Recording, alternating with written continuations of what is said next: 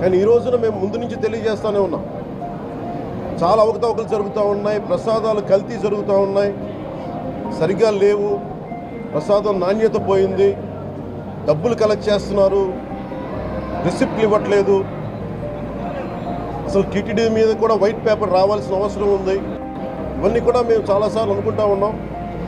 కానీ ఈ స్థాయిలో కల్తీ జరుగుద్దని, కల్తీ ఉంటుంది, ఫుడ్ అడల్ట్రేషన్ ఉంటుంది, చేసే తిండిలో కల్తీ ఉంటుంది, అన్ని దేవాలయాల్లో కూడా ప్రమాణాలు పాటిస్తున్నారా లేదా అన్న చర్చ బయటకు వచ్చింది ఈ రోజున.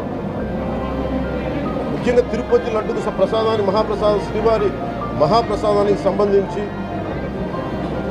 ఇది మీకు ప్రత్యేకించి నేను చదివి వినిపిస్తాను. మీకు ఈ రిపోర్ట్ ప్రత్యేకించి centre for analysis and learning in livestock and food of the national dairy development board వారికి శాంపుల్స్ పంపిస్తే స్టాండర్డ్ వాల్యూ లిమిట్స్ ఎలా ఉండాలి అని వాళ్ళు చెప్పారు. ఏం చెప్పారంటే pure milk fat shall have a reading between 95.68 to 104.32, but all the ghee samples had values around 20, which means the ghee is highly adulterated. దాని సబ్సిక్వెంట్ టేబుల్లో సహజంగా నెయ్యిలో కల్తీ వ్యాపారులు కల్తీ చేసేది ప్లాంట్ బేస్డ్ కల్తీ జరుగుతూ ఉంటుంది. అదే తప్పు. అలాంటిది దీంట్లో ప్రత్యేకించి తెలియజేసింది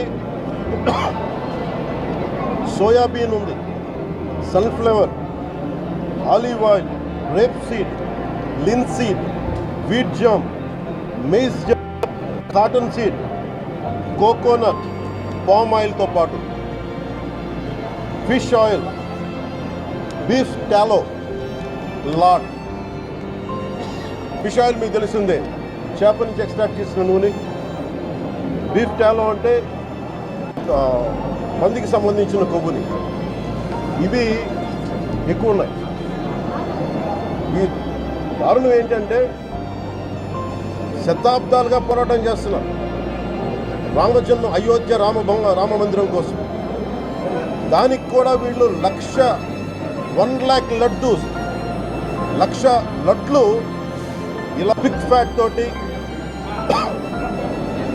ఫిష్ ఆయిల్ కొన్ని శతాబ్దాలుగా అయోధ్య రామ మందిరం కావాలని చాలా ప్రతిష్టాత్మకంగా తీసుకుంటే దానికి కూడా తిరుపతి లడ్లు టీటీడీ లడ్లు.